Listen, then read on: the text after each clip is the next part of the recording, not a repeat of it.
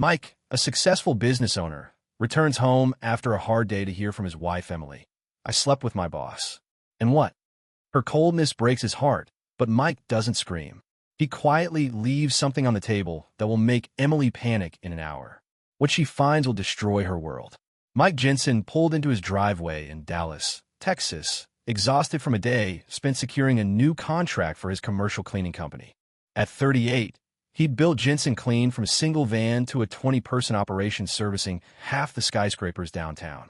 His calloused hands gripped the steering wheel a moment longer than necessary, replaying the client's last-minute demands. He shook it off, grabbed his laptop bag, and headed inside, eager to see his 10-year-old daughter, Sophie. The house smelled of pizza, Sophie's favorite. She sat cross-legged on the living room floor, surrounded by color paper and glue sticks, working on a school science fair project about solar energy. "Dad," she called, waving a half-finished model of a solar panel. "Can you help me make the spin?" Mike grinned, dropping his bag. He knelt beside her, adjusting a wire to connect the tiny motor. "Let's get this thing moving," he said, tweaking it until the panel whirred to life. Sophie clapped, her eyes bright with pride. "Dinner's ready." Emily, Mike's wife, called from the kitchen. Her voice carried a flat edge, like a blade dulled by overuse. Mike noticed but brushed it aside, chalking it up to her long hours at the marketing firm. He and Sophie washed up and joined Emily at the table. The pizza sat untouched in its box, steam rising. Emily scrolled through her phone, her thumb flicking faster than usual. Mike served Sophie a slice, then tried to spark conversation. "Tough day at work?" he asked. Emily didn't look up. "Fine," she said, her tone clipped. Mike paused, fork hovering. Emily was never just fine. She usually filled the air with stories of client pitches or office drama. Lately, though, she'd been distant, late nights, vague texts about work trips, and a new habit of locking her phone screen when he walked by. He glanced at Sophie, who was nibbling her pizza, oblivious to the tension. "Sophie says you're up for that promotion." Mike pressed, hoping to draw Emily out. "Regional manager, right?" Emily set her phone down with deliberate slowness, her green eyes meeting his for the first time.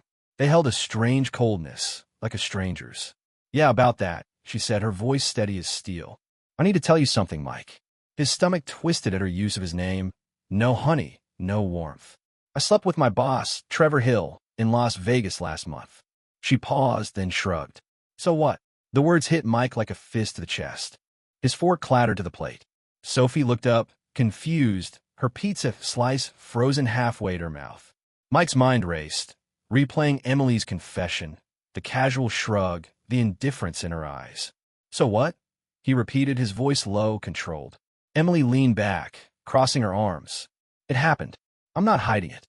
Trevor gets me, my ambition, my goals. You're happy scrubbing floors forever, but I want more." Mike's jaw tightened. Jensen Clean, the floor-scrubbing business, paid for a car, Sophie's private school, their 3-bedroom home. He stood, his chair scraping the hardwood. "Where are you going?" Emily asked, her tone almost bored. "To think," Mike said, his voice calm despite the storm inside. He grabbed his keys and walked out, the door clicking shut behind him. He drove aimlessly through Dallas, the city's neon lights blurring past. Emily's words looped in his head. So what? 12 years of marriage, college sweethearts, late nights building his business, her cheering him on through every setback, reduced to 2 flippant words. He pulled into an empty lot near a shuttered diner, cutting the engine. The silence was deafening. He thought of Sophie, her innocent question at dinner last week. Why is Mom always on her phone? Mike hadn't known the answer then. Now he feared he did. He opened his laptop, logging into their shared cloud account. Emily's password, Sophie 2014, was predictably lazy. Her phone photos synced automatically, a habit she'd never bothered to change. Mike scrolled through months of images. Sophie's school play, work events, selfies.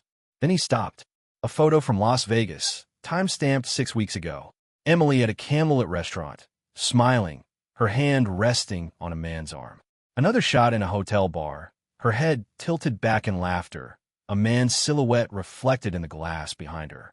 Mike's hand shook as he saved the images to a new folder. He kept digging. An email receipt for a spa day in Vegas, paid with their joint credit card. A text thread with T.H. Trevor Hill popped up in the cloud backup. Can't wait to see you again, Trevor wrote. Emily's reply. Mike's too busy to notice. We're good. Mike's blood ran cold. This wasn't a one-time slip. It was deliberate, planned, ongoing. He slammed the laptop shut, his breath ragged. Emily wasn't just cheating. She was building a separate life. Back home, Sophie was asleep. Emily sat on the couch, scrolling through her phone like nothing had happened. Mike stood in the doorway, watching her. You're still up, she said without looking. Couldn't sleep, he replied, his voice steady. He didn't mention the photos, the texts, the betrayal crystallizing in his mind. Instead, he went upstairs, locking himself in the guest room. Sleep didn't come. By dawn, he had a plan. At 6 a.m., Mike called his lawyer, Caitlin Ross, who'd helped him draft contracts for Jensen Clean. I need to discuss divorce options, he said, keeping his voice low. Caitlin didn't hesitate. Come in at noon. Bring everything you've got. Mike spent the morning downloading more evidence. Bank statements showing unexplained withdrawals, hotel bookings, even a receipt for lingerie he'd never seen. Sophie shuffled into the kitchen, rubbing her eyes. Dad, why were you up so early? She asked. Big day, Mike said, forcing a smile. How's that solar panel coming? Sophie grinned, launching into a story about her project. Mike listened, his heart aching. He'd protect her from this as long as he could. After dropping her at school, he drove to Caitlin's office, the folder of evidence burning a hole in his passenger seat. This wasn't just about his marriage anymore. It was about truth, about Sophie, about holding Emily accountable for the world she'd chosen to destroy. Mike Jensen sat in Caitlin Ross's office, the folder of evidence spread across her desk like a crime scene. Caitlin, a sharp-eyed lawyer with a reputation for dismantling liars, flipped through the photos from Las Vegas and the incriminating text between Emily and Trevor Hill. This is solid, she said, tapping a bank statement showing a $5,000 withdrawal Mike hadn't authorized. But we need more to protect you and Sophie. Emily's playing a dangerous game. Mike nodded, his jaw tight. She thinks I'm too busy to notice, he said, recalling Emily's text to Trevor. I want to know how deep this goes. Caitlin leaned forward. Hire a private investigator. Someone discreet. If she's hiding money or planning to bolt, we need to know now. Mike agreed, signing a contract with a PI named Carla Vega, known for uncovering corporate fraud. Give me a week, Carla said over the phone. I'll follow her, check her accounts, and dig into Trevor Hill. That night, Mike kept up appearances for Sophie's sake. She was at the kitchen table, sketching designs for her science fair project. Dad, can we test the solar panel outside tomorrow? She asked, her voice bright. Mike forced a smile, hiding the storm inside. You bet, kiddo. We'll make it shine. Emily walked in, grabbing a water bottle from the fridge. She didn't acknowledge Mike, her phone buzzing with a new message. Mike caught a glimpse of Trevor's name before she angled the screen away. His stomach churned, but he stayed silent, waiting for Carla's report. Carla delivered 3 days later. Mike met her in a quiet coffee shop near downtown Dallas. She slid a manila envelope across the table. Emily's been busy, Carla said. She's been meeting Trevor at a condo he owns in Uptown. They're there most afternoons when you're at work. Mike opened the envelope, finding photos of Emily and Trevor entering the condo, his arm around her waist. Carla continued. She's also opened a new bank account in her name only. Transferred $20,000 from your joint savings over the past 2 months. Small amounts to avoid suspicion. Mike's hands clenched the photos. There's more, Carla said. I trailed them to a medical clinic yesterday. Emily had an appointment with an OB-GYN. She's pregnant, Mike. About 10 weeks, based on the paperwork I accessed. The words hit like a freight train. Emily wasn't just cheating. She was carrying Trevor's child. Mike stared at a photo of Emily smiling outside the clinic, clutching ultrasound images. Trevor stood beside her, grinning like he'd won a prize. Anything else? Mike asked, his voice steady despite the rage building inside. Emily's been using your business credit card for their hotel stays and dinners, Carla said. And Trevor's company is under internal review. He's been funneling bonuses to Emily, likely to keep her quiet. Mike took a deep breath, processing the betrayal scope. Emily wasn't just breaking their marriage. She was stealing from their family, from Sophie's future. Thank you, Carla, he said, slipping the envelope into his bag. Keep this between us. Back at his office, Mike reviewed the evidence alone. The condo photos, bank transfers, and medical records painted a clear picture. Emily was planning a life with Trevor, funded by Mike's hard-earned money. He called Caitlin, updating her on the findings. "This is fraud," Caitlin said. "The pregnancy complicates things, but her financial moves give us leverage. We need to act before she tries to spin this against you." Mike agreed. "I want to confront her, but not yet. I need everything airtight." Over the next few days, Mike played the role of oblivious husband. He helped Sophie with her project, attended a client meeting, and even asked Emily about her work trip to Houston, knowing she'd spent the weekend with Trevor. "It was fine," Emily said, avoiding his eyes. Her lies were effortless now, each one a brick in the wall she'd built between them. Mike kept his routine normal, but every night, he added to his growing file screenshots of Emily's secret account, emails between her and Trevor planning a fresh start, and receipts tying her to the condo. Then Carla called with a bombshell. "Mike, I followed Trevor to a meeting with his company's HR director. He's trying to distance himself from Emily. Word's out about their affair, and he's worried about his job." Mike's mind raced. If Trevor was abandoning Emily, she might escalate, maybe even try to frame Mike to secure her future. He met Caitlin that afternoon. "She could claim you're hiding assets or being abusive," Caitlin warned. "We need to lock down your finances and file first." Mike spent the evening transferring his business accounts to a new bank, requiring biometric authentication for withdrawals. He also froze the joint credit card Emily had been using. When he got home, Emily was packing a suitcase. "Another work trip?" he asked, keeping his tone neutral. "Yeah, client in Austin," she lied, zipping the bag. Mike noticed a new bracelet on her wrist. Expensive, probably a gift from Trevor. He said nothing, but his resolve hardened. The next morning, after Sophie left for school, Mike drove to the uptown condo. He parked across the street, watching as Emily and Trevor emerged, arguing. Trevor's voice carried. "You need to handle this, Emily. I can't risk everything." Emily's face twisted in anger, but she nodded and got in her car. Mike followed her to a lawyer's office downtown. His gut told him she was preparing her own move, maybe to secure custody of Sophie or claim his assets before he could act. That night, Mike sat at his desk, compiling the final pieces of evidence. Carla's photos, bank records, and a recorded voicemail from Emily to Trevor, pulled from their cloud backup, where she laughed. Mike's clueless. "We got time." He burned it all to a flash drive, then wrote a note. "You thought I wasn't paying attention. You were wrong." He placed it in an envelope marked Emily and set on the kitchen table. As he drove to a hotel across town, his phone stayed silent. He knew the storm was coming, but he was ready. Mike Jensen woke in a hotel room across Dallas. The flash drive, an envelope he'd left on the kitchen table, now a ticking bomb in Emily's world. His phone buzzed at 6:47 a.m. Emily's name on the screen. He let it ring, sipping bitter hotel coffee. By the third call, her voicemails grew frantic. "Mike, what is this? We need to talk." He ignored them, driving to his office to meet Caitlin Ross. The lawyer was already there, reviewing his evidence. "This is dynamite," she said, holding up the photo of Emily and Trevor at the uptown condo. "But we need to file today before she counters." Mike nodded, his mind sharp despite the sleepless night. "She's already lawyered up," he said, recalling Emily's visit to the attorney's office. "She might try to spin this against me." Caitlin's eyes narrowed.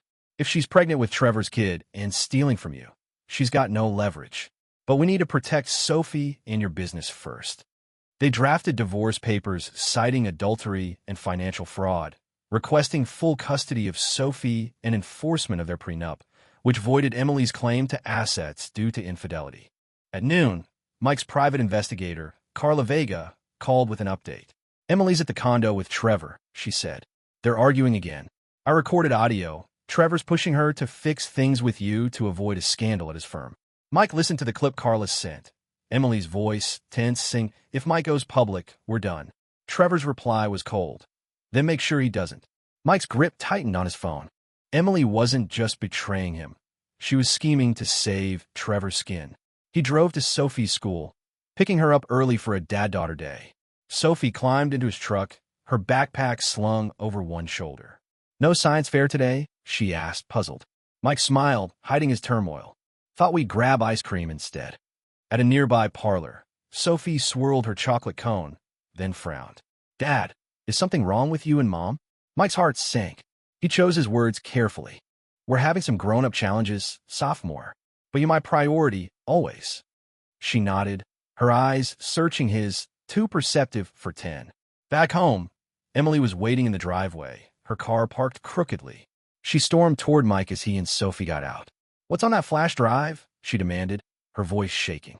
Sophie froze, looking between them. "Not now," Mike said firmly, guiding Sophie inside. "Go work on your project, kiddo." Once Sophie was upstairs, Emily grabbed Mike's arm. "You're trying to ruin me." Mike pulled away. "You ruined us when you chose Trevor and stole from our family." Emily's eyes darted, desperate. "It wasn't like that. Trevor and it just happened. I'll end it. We can fix this." Mike shook his head. "You're pregnant with his child, Emily. You've been planning a life with him while lying to me and Sophie. There's no fixing that." Her face crumpled, but Mike saw calculation behind her tears. "What about Sophie?" she asked. "She needs her mom." Mike's voice was steel. "She needs honesty. Something you forgot how to give." That evening, Mike moved into the guest room, keeping Sophie's routine steady. He helped her test her solar panel in the backyard, her laughter a brief escape from the chaos. But his phone buzzed with a text from Carla. Emily just left the condo with a suitcase, headed to a hotel. Mike's got twisted. Was she running? He called Caitlin, who advised, "File first thing tomorrow. If she's moving money or planning to bolt, we'll catch her." Mike spent the night securing his business accounts, adding two-factor authentication to block further theft. The next morning, as Mike drove Sophie to school, she asked, "Is Mom leaving us?" Mike's throat tightened. "She's made some bad choices, sophomore. I'm making sure you're safe." After dropping her off, he headed to Caitlin's office. They filed the divorce papers, including Carla's evidence and a motion to freeze Emily's secret account. Caitlin also flagged the $20,000 theft for potential criminal charges. "This is airtight," she said, "but expect Emily to fight dirty." Hours later, Mike's phone lit up with a call from an unknown number, Emily's new lawyer. "Mr. Jensen, my client wants to negotiate," the attorney said. "She's willing to admit fault if you drop the fraud claims." Mike's jaw clenched. "No deal. She stole from me and lied about it. We're done negotiating." He hung up, but unease settled in. Emily's desperation could make her unpredictable. That afternoon, Carla tailed Emily to Trevor's office. "She's begging him for help," Carla reported. "He's shutting her out, says his company's investigation is too risky." Mike wasn't surprised. Trevor was a coward, cutting ties to save himself. But Emily's next move blindsided him. At 6 p.m., Sophie's school called. "Your wife picked Sophie up early," the principal said. "She mentioned a family emergency." Mike's blood ran cold. Emily hadn't mentioned any pickup plans. He sped to the hotel Carla had tracked Emily to, his heart pounding. Sophie answered Emily's phone when he called. "Dad, Mom says we're going on a trip," she said, her voice small. "Where are you, Soph?" Mike asked, keeping calm. "At a hotel by the airport." Mike floored the gas, calling Caitlin en route. "Emily's trying to take Sophie," he said. "File emergency custody order. Now." Caitlin acted fast, contacting the court while Mike pulled into the hotel lot, spotting Emily's car. He found them in the lobby, Sophie clutching her backpack, Emily pacing with a suitcase. "What are you doing?" Mike demanded. Emily spun around, startled. "I'm protecting my daughter," she snapped. "You're tearing our family apart." Sophie stepped toward Mike, her eyes wide. "Dad." Mike knelt, hugging her. "You're staying with me, sophomore." He looked at Emily. "You don't get a run with her. The court's already involved." Emily's face paled as Mike led Sophie to his truck, the weight of the flash drive's truth anchoring his resolve. Mike Jensen gripped Sophie's hand as they left the hotel, her small fingers trembling in his. He buckled her into his truck, glancing back at Emily, who stood frozen in the lobby, her suitcase abandoned by her feet. "Dad, why is Mom acting so weird?" Sophie asked, clutching her backpack. Mike started the engine, his voice calm but firm. "She's scared, soft, and making bad choices. But I've got you." He drove straight to Caitlin Ross's office, calling his lawyer en route. "Emily tried to take Sophie," he said. "We need that emergency custody order now." Caitlin was ready when they arrived. "The judge signed a temporary order granting you full custody," she said, handing Mike the paperwork. "Emily can't take Sophie without court approval. I've also flagged her hotel stunt as potential parental abduction." Mike exhaled, relief mixing with dread. Sophie sat quietly in the waiting area, sketching her solar panel design, unaware of the legal storm brewing. Caitlin lowered her voice. Emily's lawyer just filed a counterclaim. She's accusing you of financial misconduct. Says you've been hiding business profits to cut her out. Mike's eyes narrowed. That's a lie. She's the one who siphoned $20,000. Caitlin nodded. We've got bank records and biometric logs proving your accounts are clean. Her claim won't hold, but it's a distraction. She's desperate. Mike handed over the flash drive with Carla's evidence. Photos, texts, and proof of Emily's secret account. Use this, he said. I want her lies exposed. Caitlin promised to present it in court the next day. That evening, Mike took Sophie to his sister's house for safety. You're staying with Aunt Lisa tonight, he told her. Sophie frowned. Is Mom in trouble? Mike knelt to her level. She's facing consequences for some things she did. But you're safe, and that's what matters. Lisa, who'd always distrusted Emily, hugged Sophie tightly. We got this, Mike, she said. Go handle business. Mike drove back to his office, where Carla Vega waited with new intel. Emily's spiraling, Carla reported, showing Mike surveillance footage. Emily had returned to Trevor's condo, banging on the door, but Trevor refused to let her in. His company suspended him pending an ethics probe, Carla said. He's cutting ties to avoid the fallout. Mike watched the footage, Emily's shouts echoing. You promised we'd be together. Trevor's response was inaudible, but the door stayed shut. Carla added, she's also been calling loan sharks. I think she's trying to fund a fresh start. Mike's mind raced. Emily's desperation could push her to worse decisions. He called Caitlin, who suggested a restraining order to keep Emily away from Sophie and his business. If she's reaching out to loan sharks, she's a flight risk, Caitlin warned. Mike agreed, filing the order that night. By morning, the court approved it, barring Emily from contacting Sophie without supervision or approaching Mike's workplace. At 10 a.m., Mike's phone buzzed with a blocked number. He answered, expecting Emily's lawyer. Instead, it was Trevor Hill. Jensen, you're destroying Emily's life, Trevor said, his voice slick with false confidence. Back off, and I'll make it worth your while. $30, 000 to settle quietly. Mike's blood boiled. You think I take a bribe from the guy who wrecked my family? He snapped. You're done, Trevor. Your company's already onto you. He hung up, forwarding the call details to Caitlin. By noon, Emily escalated. She showed up at Sophie's school, demanding to see her. The principal, aware of the custody order, refused and called Mike. He raced over, finding Emily arguing in the parking lot, her voice shrill. She's my daughter, she shouted. Mike stepped between her and the school entrance. You lost that right when you tried to kidnap her, he said, his tone icy. A security guard escorted Emily off the premises as she yelled, You'll regret this, Mike. That afternoon, Caitlin called with urgent news. Emily's lawyer just withdrew, she said. She's claiming you threatened her, but there's no evidence. The judge is fast-tracking our hearing for tomorrow. Mike spent the evening preparing with Caitlin, organizing bank statements, Carla's photos, and a recorded voicemail where Emily bragged about deceiving him. He also found a new email in their shared account. Emily had applied for a credit card in Sophie's name, likely to fund her escape. Mike forwarded it to Caitlin, who added fraud to the charges. The next morning, Mike sat in court, Sophie safe with Lisa. Emily arrived alone, her lawyer's absence glaring. The judge reviewed Caitlin's evidence, the $20,000 theft, the condo visits, the ultrasound proving Trevor's paternity. Emily tried to interrupt, claiming, Mike's hiding money to starve me out. Caitlin countered with biometric logs showing Mike's clean transactions and Emily's forged transfers. The judge's expression hardened. Mrs. Jensen, your claims lack substantiation. This court sees a pattern of deception. The hearing ended with Emily's counterclaim dismissed. The judge upheld Mike's temporary custody and froze Emily's secret account, ordering an audit. Outside, Emily approached Mike, her voice low. I just wanted a better life, she said, tears streaming. Mike didn't waver. You chose that life over Sophie and me. Now you live with it. He walked away, feeling no satisfaction, only resolve to protect his daughter. That night, Carla reported Trevor's firing. His company's investigation confirmed he'd misused funds to pay Emily, ending his career. Emily, now isolated, checked into a budget motel. Mike tucked Sophie in at Lisa's, her question lingering. Will Mom be okay? He kissed her forehead. She'll find her way, sophomore. We're building ours. As he left, his phone pinged. A text from Emily. Please, let's talk. Mike deleted it, ready for the final fight. Mike Jensen stood outside the Dallas courthouse, the August sun beating down as he awaited the final divorce hearing.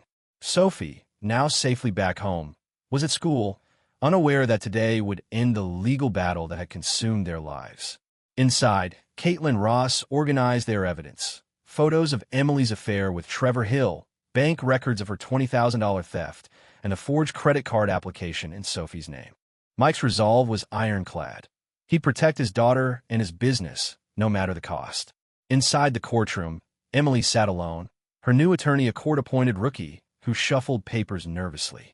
Her confidence from months ago, when she'd shrugged off her betrayal with "so what," was gone. The judge, a stern woman named Clara Evans, opened the session. Mr. Jensen's filings allege adultery, financial fraud, and attempted parental abduction, she said, eyeing Emily. Mrs. Jensen, your response? Emily's lawyer stammered, offering a weak defense about marital strain and emotional distress. Caitlin stood, presenting the flash drive's contents, Trevor's condo visits, Emily's secret account, and the damning voicemail where she mocked Mike's trust. Mike watched Emily's reaction as Caitlin played the audio. Her shoulders slumped, her hands gripping the table. The judge's gaze sharpened. Mrs. Jensen, the evidence shows a calculated pattern of deception, including forging documents and misusing your daughter's identity. Emily tried to speak, her voice cracking. I was scared, Your Honor. I needed security for my baby. Judge Evans cut her off. You chose to steal from your family and violate your marital agreement. That's not fear, that's intent. Caitlin pushed for full custody of Sophie, citing Emily's attempt to flee with her. She also invoked the prenup, which disqualified Emily from spousal support due to infidelity. The judge reviewed the documents, then ruled decisively. Mr. Jensen is granted primary custody of Sophie Jensen. The marital home and business assets remain his, per the prenuptial agreement. Mrs. Jensen, you're ordered to pay restitution for the $20,000 fraud and face a separate hearing for criminal charges. Emily's head bowed, her silence louder than any plea. Outside, Sophie ran to Mike from Lisa's car, her school bag bouncing. Did we win, Dad? She asked, her voice hopeful yet uncertain. Mike hugged her tightly. We're safe, sophomore. That's what counts. Emily approached, her steps hesitant. Mike, I know I messed up. Don't turn Sophie against me. Mike met her gaze. I'll never lie to her about what you did, but I won't poison her against you. She'll decide for herself. Sophie clung to Mike's hand, watching her mother walk away. Days later, Mike learned Trevor had fled Dallas after his firing, leaving Emily to face the fallout alone. She'd given birth to a boy, living in a cramped apartment and working night shifts at a grocery store. Mike felt no joy in her struggles, only relief that Sophie was shielded from her chaos. He focused on rebuilding their life, enrolling Sophie in a coding camp she'd begged to join. One evening, as they tested her solar panel project under the backyard lights, Sophie grinned. Dad, you didn't let Mom's lies win. That's pretty cool. Mike ruffled her hair. Truth matters, kiddo. Always will. Emily's criminal hearing came a month later. She pleaded guilty to fraud, receiving probation and community service. Supervised visits with Sophie were allowed, but Sophie remained guarded, asking Mike after one visit, why didn't Mom just tell the truth? Mike answered honestly. Some people think lies are easier, sophomore, but they always catch up. Sophie nodded, her focus shifting to a new project, a robot she was building for the next science fair. Mike's business thrived, his reputation bolstered by clients who respected his integrity. A major downtown firm signed a new contract, citing his unshakable principles during personal turmoil. One night, as Mike and Sophie ate pizza at their kitchen table, she asked, Dad, will you ever trust someone like you trusted Mom? Mike paused, choosing his words. Maybe someday, Soph. But trust is earned, not given. You gotta build on truth. She smiled, grabbing another slice. You're the best at that. Weeks later, a letter arrived from Emily, forwarded through Caitlin. She apologized, admitting she'd chased a fantasy with Trevor and hurt Sophie most. I'm trying to be better, she wrote. Mike filed it away, unready to respond. His focus was Sophie, her laughter, her projects, her growing confidence. The betrayal had scarred them, but also taught them resilience. As Mike watched Sophie present her robot at the science fair, Winning first place, he knew they'd built something stronger than Emily's lies, a life rooted in honesty, unshaken by deceit.